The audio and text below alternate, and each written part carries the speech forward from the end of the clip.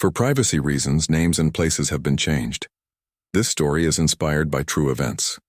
On a crisp autumn morning in 2000, 33-year-old Dr. Felix Brooks and his graduate student Morgan Kelly, 25, set out into the dense Thuringian forest of Germany, carrying archaeological equipment and boundless academic ambition. They never returned. Despite an extensive search operation that combed through thousands of acres of ancient woodland, the two researchers seemed to have vanished into the mist-shrouded mountains. Their abandoned excavation site offered few clues, just scattered tools and untouched emergency gear that spoke of an abrupt and inexplicable departure. For 18 years, their colleagues at the University of Jena and their families lived with haunting questions about their fate. Then, in 2018, a routine forestry operation in the depths of the Thuringian forest made a discovery that would unravel not just the mystery of their disappearance, but expose a criminal enterprise that had operated in these mountains for decades. This is the complete investigation into what happened to Dr. Felix Brooks and Morgan Kelly. Before we continue, let us know where you're watching from, and if you enjoy this content, consider liking and subscribing to our channel. Now let's continue. The Thuringian forest stood silent in the autumn of 2000, its ancient trees holding secrets that would take nearly 2 decades to unravel. Among the dense canopy and fog-shrouded valleys, Dr. Felix Brooks and his graduate student Morgan Kelly ventured deeper into the wilderness than any modern archaeologist had dared. Driven by their shared passion for medieval history and the tantalizing possibility of undiscovered artifacts. Their last known radio communication came on October 12th, a brief exchange with the University of Jena's archaeology department. Felix's voice crackled with excitement as he described potential evidence of early medieval settlements, though he remained deliberately vague about their exact location. The unauthorized nature of their expedition meant they operated in shadows, away from the watchful eyes of university authorities and government preservation offices. 3 days later, the pristine solitude of the forest was broken by the shouts of forestry workers who stumbled upon an abandoned excavation site. The scene they discovered would puzzle investigators for years to come. A professional-grade archaeological workspace lay scattered across the forest floor, expensive ground-penetrating radar equipment, precision digging tools, and carefully labeled sample containers, all left behind as if their owners had simply vanished into thin air. Most disturbing was the presence of untouched emergency equipment. Their satellite phone remained in its waterproof case, never activated. The emergency beacon lay silent, its battery full. Their tent stood partially erected, sleeping bags still rolled and tied, suggesting they had barely begun to establish camp before something interrupted their work. The discovery triggered immediate concern among local authorities. Dr. Felix Brooks was known for his meticulous attention to detail and professional standards. The young archaeologist had earned his reputation through careful research and methodical fieldwork.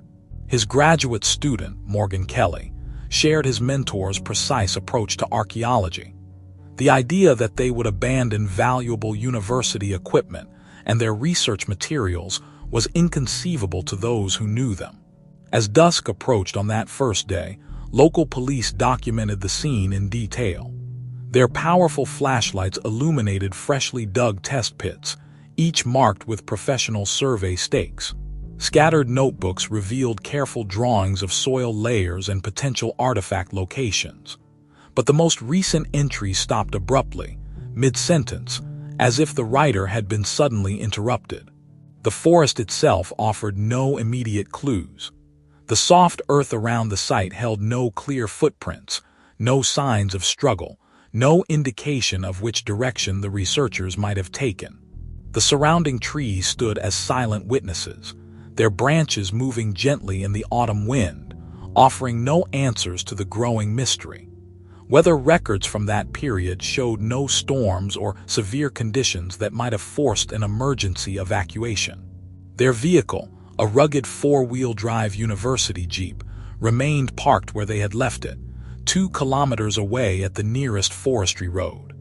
Inside, their additional supplies and personal belongings wait, untouched, including warm clothing and extra food rations. As news of the disappearance spread through the academic community, colleagues and students at the University of Jena struggled to understand what might have happened. Felix had mentioned his belief that the Thuringian forest held undocumented medieval sites, places that had somehow escaped centuries of archaeological survey. His enthusiasm for this theory had grown in recent months, though he kept the details of his research closely guarded. Morgan Kelly's family arrived from abroad within days of the disappearance, their faces drawn with worry as they viewed the abandoned site. Morgan's mother clutched her daughter's notebook, reading the final entry over and over. "Dr. Brooks thinks we've found something significant. The radar readings suggest structured deposits at least 2 meters down. We're setting up for a detailed survey tomorrow morning." Those words would be the last trace of Morgan Kelly and Dr. Felix Brooks for 18 years. As autumn deepened into winter, their disappearance became one of Germany's most puzzling modern mysteries.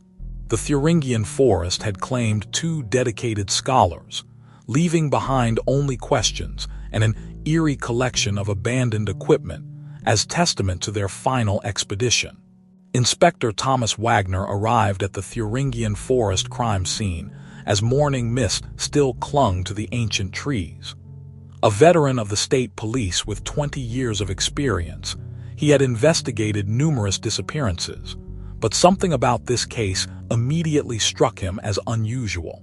The methodical arrangement of the abandoned equipment suggested professionals at work, not the typical lost hikers or amateur explorers who occasionally ventured too deep into the wilderness. The search and rescue operation launched within hours of the discovery proved to be one of the largest in the region's recent history. Teams of trained personnel, accompanied by search dogs, methodically combed through the dense undergrowth. Helicopter support provided aerial surveillance, their rotors churning the autumn air as thermal imaging cameras searched for any sign of human presence in the vast forest below. At the University of Jena, Professor Hans Richter received Wagner's questions with visible discomfort. The department head shifted in his chair as he explained the complicated situation surrounding Felix Brooks's research. "Dr. Brooks was brilliant, perhaps too brilliant for his own good," Richter explained. He became convinced that traditional archaeological surveys had missed crucial medieval sites in the deeper forest, but his methods, his insistence on working without proper permits, it created tension. The investigation revealed that Felix had submitted multiple research proposals over the previous year, all rejected by the university's ethics committee due to concerns about site preservation and proper archaeological protocols. Morgan Kelly's academic records showed an exemplary student who had never previously broken university regulations. Their unauthorized expedition appeared to be an aberration, driven by Felix's growing obsession with his theories about undiscovered medieval settlements. Wagner's team meticulously analyzed the researchers' final days. Security cameras from a small town near the forest's edge had captured their jeep passing through at dawn on October 12th. A local shopkeeper remembered them purchasing additional supplies, noting that Felix appeared excited, almost agitated, while Morgan seemed more reserved, checking their list of provisions with careful attention to detail. The investigation took an intriguing turn when analysis of Felix's university computer revealed extensive research into ground-penetrating radar technologies and their application in identifying buried structures. His search history showed particular interest in medieval trading routes through the Thuringian forest, with dozens of archived maps and historical documents downloaded in the weeks before their disappearance. As autumn progressed, the search area expanded, but physical evidence remained frustratingly scarce. No blood, no signs of violence, no indication of where the two researchers might have gone after setting up their initial survey site. The dogs occasionally showed interest in certain areas, but the trails always went cold, as if Felix and Morgan had simply vanished into the thin mountain air. Local residents came forward with various accounts, but none provided concrete leads. An elderly farmer recalled seeing unusual lights in the forest the night before the disappearance, but the location he described was several kilometers from the abandoned site. A hiking group reported finding an unusual arrangement of stones that might have been survey markers, but forensic examination revealed no connection to the missing researchers. Wagner found himself particularly troubled by the untouched emergency equipment. In his experience, people in genuine distress would instinctively reach for safety devices. The unused satellite phone and emergency beacon suggested something else entirely. An interruption so sudden that neither Felix nor Morgan had time to react. As winter approached and the forest floor disappeared beneath early snow, the active search operation gradually wound down. Wagner kept the case file open on his desk, returning to it frequently between other investigations. The photographs of the abandoned site, the detailed notes about medieval artifacts, the carefully organized equipment, all pointed to a mystery that defied conventional explanation. Something had happened in that forest, something that had silenced two dedicated scholars in the midst of their work, leaving behind only questions that would take nearly 2 decades to answer. The years following the disappearance of Felix Brooks and Morgan Kelly settled like a heavy fog over the Thuringian forest investigation. Each passing season dimmed the hopes of finding answers, as leads dried up and witnesses' memories faded. The case file in Inspector Wagner's office grew thick with reports that led nowhere, each document a testament to countless hours of investigation that yielded no results. At the University of Jena, Felix's office remained untouched for months, his books and papers exactly as he had left them that October morning. Eventually, the department quietly packed away his research materials. His name plate was removed from the door, and a new professor took over his classes.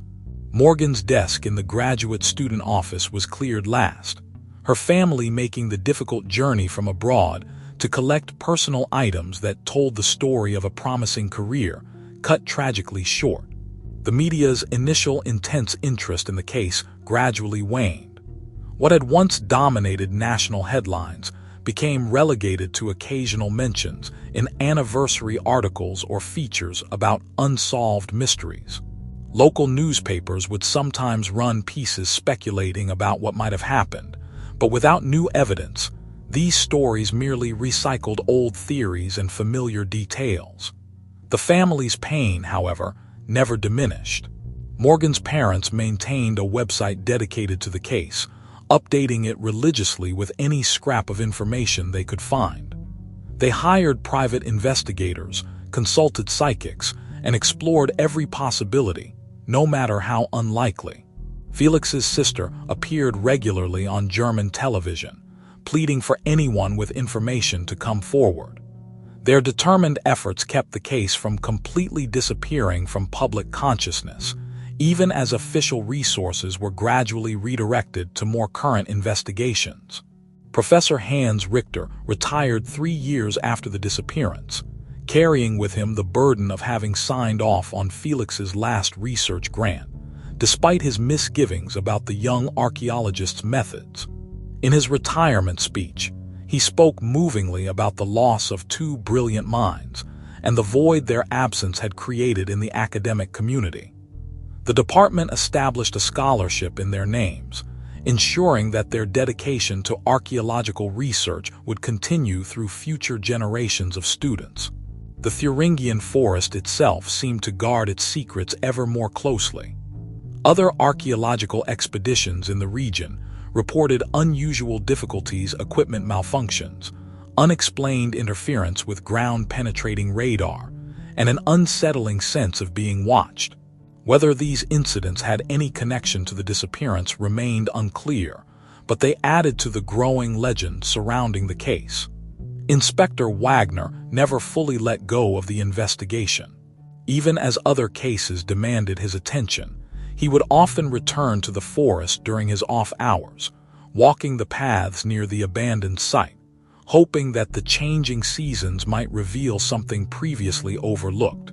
He maintained contact with families, making sure they knew their loved ones hadn't been forgotten by law enforcement. As the 5th anniversary approached, the case received a brief resurgence of interest when a hiker claimed to have found Morgan's student ID card deep in the forest. After weeks of intensive searching in the area, the claim proved to be a cruel hoax, leaving the families to relive their grief and disappointment once again. The 10th anniversary passed with a small ceremony at the University of Jena. Colleagues shared memories of Felix's passionate lectures and Morgan's quiet determination. The archaeological community had moved on, but the mystery of their disappearance cast a long shadow over any research conducted in the Thuringian forest. Young scholars who requested permits for excavations in the region found their applications subject to extra scrutiny. The authorities determined to prevent any similar incidents. By 2015, the case had become a cautionary tale taught in German police academies, a perfect example of how even the most promising investigations could run cold despite modern forensic techniques and dedicated police work. The abandoned equipment from the site, carefully preserved in police storage, gathered dust alongside other pieces of evidence that had failed to yield their secrets. Yet somewhere in the ancient forest, beneath layers of fallen leaves and shifting soil, the truth remained buried. It would take another 3 years, and an entirely accidental discovery, to finally bring answers to the questions that had haunted 2 families and countless investigators for nearly 2 decades. The Thuringian forest had not finished telling its story. In the late summer of 2018, the rhythmic sound of heavy machinery echoed through the Thuringian forest as forestry workers cleared an area for new access roads. The morning had begun like any other, with the team following standard procedures for sustainable forest management. But as the excavator's blade scraped through a layer of soil, Operator Klaus Weber noticed something unusual in the disturbed earth. What caught Weber's eye wasn't the ancient pottery fragments that occasionally turned up in these hills, but something that gleamed dully in the morning light.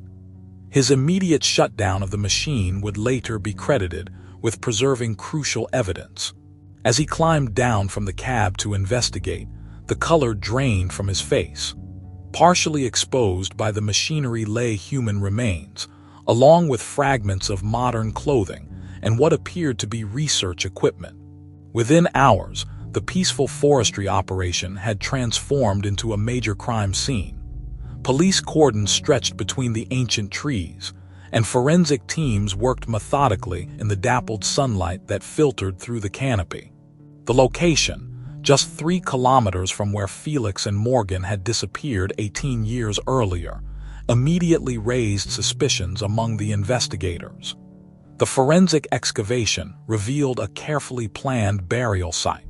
The remains of 2 individuals had been deliberately interred at a depth that would have evaded standard search techniques. Among the bones, investigators found fragments of a university identification card, a high-end digital camera from the early 2000s, and pieces of specialized archaeological tools. Dr. Elizabeth Bauer, called in from the Archaeological Crimes Division in Berlin, quickly identified signs of professional excavation techniques used to conceal the burial. The soil had been deliberately layered to mask disturbance, and the site had been chosen with expert knowledge of ground-penetrating radar limitations. This was no hastily dug grave, but rather the work of someone with considerable archaeological experience. The most damning evidence came from the surrounding area.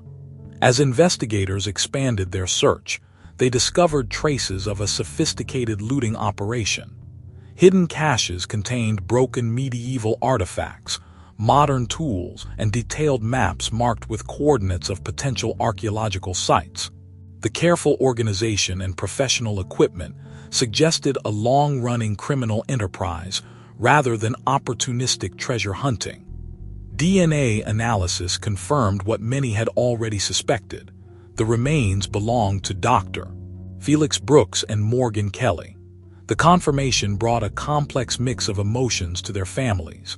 There was grief at the final confirmation of their deaths, but also a measure of relief at in ally knowing their fate. Morgan's mother, clutching her daughter's recovered university ID, spoke of the strange comfort in at last having somewhere to mourn. The forensic examination revealed blunt force trauma to both victims' skulls, confirming they had met with violence rather than accident. The precision of the injuries suggested a single perpetrator who had struck quickly and decisively.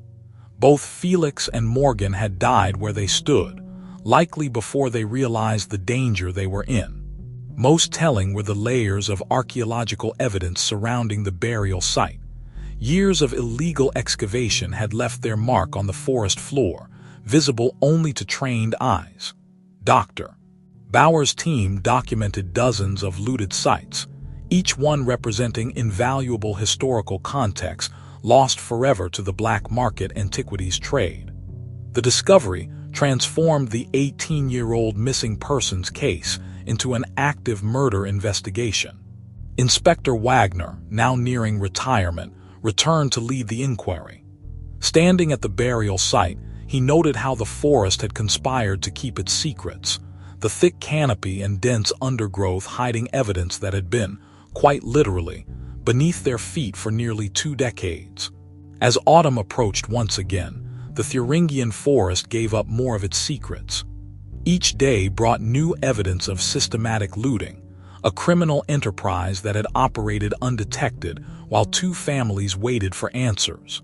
The peaceful woods had become an archaeological crime scene of unprecedented scale, and somewhere among the region's residents walked the person responsible for not only the murders, but the systematic destruction of irreplaceable historical sites.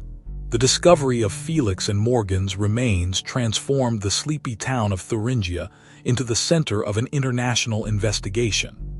Inspector Wagner, his retirement plans now postponed, assembled a specialized task force that brought together experts in archaeological crimes, antiquities trafficking, and forensic archaeology. Dr. Elizabeth Bauer's analysis of the burial site revealed patterns that pointed to a sophisticated criminal enterprise. The perpetrator had not only killed Felix and Morgan, but had been systematically looting the Thuringian forest's medieval sites for years. Her team mapped dozens of plundered locations, each showing the same methodical approach to excavation and site concealment. The investigation took a crucial turn when forensic accountants began tracking unusual patterns in the European antiquities market. Over the past 2 decades, a steady stream of undocumented medieval artifacts had appeared in private collections and smaller auction houses. These pieces, all with suspiciously vague provenance, shared one common feature: they could be traced back to the Thuringia region. Wagner's team discovered evidence of ground-penetrating radar equipment purchases dating back to the late 1990s. The technology, cutting-edge for its time, matched the sophisticated methods used to locate potential archaeological sites. Records showed only a handful of individuals in the region had access to such equipment outside of official academic institutions. Local antiquities dealers came under intense scrutiny. Most cooperated fully, eager to distance themselves from the murders.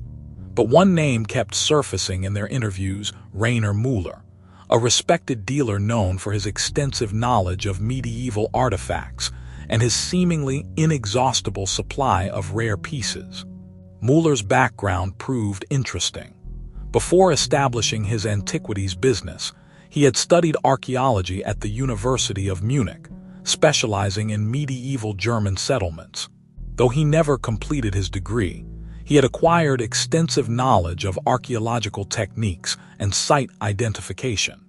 His business had grown remarkably successful over the years, built on a reputation for finding exceptional pieces that larger museums had somehow overlooked.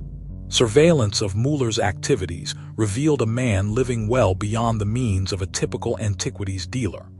His renovated villa outside Thuringia housed an extensive private collection, and his connections to international buyers stretched from London to Tokyo. More telling were his frequent nighttime excursions into the forest, always with a vehicle capable of carrying heavy equipment. As investigators dug deeper into Muller's past, they found he had been operating in the Region D during the time of Felix and Morgan's disappearance. His knowledge of the forest and expertise with ground-penetrating radar made him uniquely capable of locating and exploiting undiscovered medieval sites. The timing of several major sales through his business coincided with periods of intensive activity in the forest. The breakthrough came when investigators identified a pattern in Muller's forest excursions. He consistently avoided certain areas, places that, when mapped, corresponded exactly with the locations of known looted sites. This deliberate avoidance suggested intimate knowledge of areas that should have been attractive to any legitimate archaeological interest. Wagner recognized they were dealing with someone who had spent years perfecting his operation. Muller had created a sophisticated network for identifying, excavating, and selling artifacts while maintaining a respected position in the antiquities community. The murders of Felix and Morgan appeared to be his only acts of violence, a desperate measure when his criminal enterprise was threatened with exposure. The evidence mounted steadily. Soil samples from Muller's vehicles matching the burial site, fragments of medieval artifacts in his workshop matching those found in the forest, and most damning, financial records showing substantial unexplained income, coinciding with the appearance of rare artifacts on the market. As autumn 2018 drew to a close, Wagner knew they had their man, but proving Muller's connection to the murders would require more than circumstantial evidence. They needed something concrete that would tie him directly to Felix and Morgan's death. The answer, as it turned out, lay in the very ground that had concealed their bodies for so long, waiting in Felix's final notes to reveal the truth about their tragic end. The breakthrough in the Thuringia forest case came from an unexpected source, a waterproof field notebook discovered beneath Morgan Kelly's remains. Though damaged by years underground, its pages contained Dr. Felix Brooks's meticulous documentation of their final days, preserved by the region's clay-rich soil. The notebook revealed how Felix and Morgan had stumbled upon clear evidence of systematic looting while conducting their own research.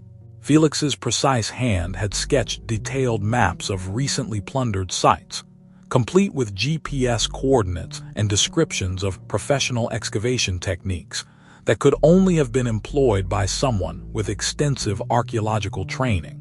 Most crucially, Felix had documented suspicious nighttime activity in the forest. His last entry described a confrontation with someone he identified as RM, who had demanded they leave the area immediately. Felix noted the man's extensive knowledge of medieval artifacts and his aggressive reaction when questioned about unauthorized excavations. Inspector Wagner's team quickly connected these initials to Rainer Muller. The coordinates in Felix's notebook matched exactly with sites where Muller had later sold artifacts through his antiquities business. Each location Felix had documented showed signs of professional looting, with valuable pieces extracted and the surrounding archaeological context destroyed. The notebook provided something else. Felix had secretly photographed several of the looted sites. The waterproof camera discovered with their remains contained degraded but recoverable images. These photographs showed fresh excavations, specialized equipment, and most importantly, a vehicle partially visible in the background that matched Muller's from that period. Dr. Elizabeth Bauer's analysis of the sites mentioned in Felix's notes revealed a pattern of sophisticated plunder. The looter had used ground-penetrating radar to identify promising locations, then excavated with professional precision, carefully concealing evidence of the work. The techniques described in Felix's notes matched Müller's archaeological training perfectly. Armed with this evidence, Wagner's team began round-the-clock surveillance of Müller. Now 64 years old, the antiquities dealer maintained his respected position in the community while continuing to make regular nighttime visits to the forest. Investigators documented how he used the same methods Felix had described, employing modern technology to locate potential sites while meticulously hiding his activities. The final piece fell into place when police recovered Müller's own records, hidden in a concealed room of his villa. These detailed accounts stretched back over 20 years, documenting every artifact he had illegally excavated and sold. The dates aligned perfectly with Felix's notes, and entries from October 2000 showed a sudden panic about university interference, threatening his operation. When confronted with the overwhelming evidence, Müller's carefully constructed facade crumbled. He confessed to encountering Felix and Morgan at one of his excavation sites. Their unexpected appearance and obvious understanding of what they had discovered had presented an immediate threat to his operation. In a moment of desperate decision, he had attacked them both, buried their bodies, and spent the next 18 years continuing his illegal enterprise while their families searched for answers. The confession revealed the full scope of Müller's crimes. Over 2 decades, he had systematically destroyed dozens of historically significant sites, selling priceless artifacts to private collectors worldwide. The medieval artifacts he had extracted and sold represented an irreplaceable loss to historical research, their archaeological context forever destroyed by his careful concealment of evidence. Felix's final notes, preserved against all odds, had accomplished what he and Morgan set out to do: expose the systematic looting of historical sites in the Thuringian forest. Their tragic deaths had ultimately led to the discovery of one of the largest archaeological crime operations in European history, though the cost of this revelation had been paid with their lives. The Thuringian courtroom fell silent as Judge Marion Weber delivered the verdict. Rainer Müller, once a respected figure in the European antiquities trade, stood motionless as his sentence was read: life imprisonment for the murders of Dr. Felix Brooks and Morgan Kelly, along with additional terms for the systematic destruction of archaeological heritage sites. The evidence presented during the trial had shocked the archaeological community. Müller's meticulous records, spanning 2 decades, revealed the devastating scope of his operation. Over 20 years, he had plundered more than 60 medieval sites throughout the Thuringian forest, destroying invaluable historical context in his quest for profitable artifacts. The value of his illegal sales exceeded 12 million euros, with pieces scattered across private collections worldwide. Dr. Elizabeth Bauer's testimony detailed the archaeological devastation. Each site Müller had looted represented a lost chapter in medieval German history. His sophisticated use of ground-penetrating radar had allowed him to target the most promising locations, but his excavation methods had destroyed the very context that gave these artifacts their historical significance. Centuries of buried history had been erased for profit. The recovery effort began immediately after the verdict. International art crime units traced Müller's sales across 3 continents, working to repatriate stolen artifacts. Museums and private collectors, learning the true provenance of their acquisitions, cooperated with authorities. Slowly, pieces of Thuringia's stolen heritage began returning home. For the families of Felix Brooks and Morgan Kelly, the resolution brought complex emotions. Morgan's mother spoke at the sentencing, describing 18 years of uncertainty finally ended. She held up her daughter's recovered notebook, its pages containing the very observations that had cost Morgan her life, but ultimately brought her killer to justice. The University of Jena established the Brooks Kelly Center for Archaeological Site Protection, dedicated to developing new methods for identifying and preventing antiquities theft. The center's first project focused on creating a comprehensive digital map of potential medieval sites in the Thuringian forest, ensuring that future archaeological work would be properly documented and protected. Inspector Thomas Wagner retired shortly after the trial, his last case finally closed. In his retirement speech, he reflected on how Felix's careful documentation, preserved in that waterproof notebook, had reached across 18 years to solve its own mystery. The young archaeologist's dedication to detail had ultimately proven more permanent than his killer's attempts to hide the truth. The Thuringian forest itself began a slow process of healing. Archaeological teams, working under CT new protocols, carefully documented the damage to historical sites while implementing preservation measures for those areas still intact. Each excavation now required multiple layers of oversight, with regular monitoring to prevent any repeat of Müller's systematic plunder. Professor Hans Richter attended the dedication of a memorial at the University of Jena, where 2 bronze plaques now commemorate Felix Brooks and Morgan Kelly. The inscription recognizes not only their academic contributions, but their unwitting role in exposing one of Europe's most significant archaeological crimes. Their deaths had led to sweeping changes in how historical sites are protected, creating a legacy that would help preserve countless other archaeological treasures.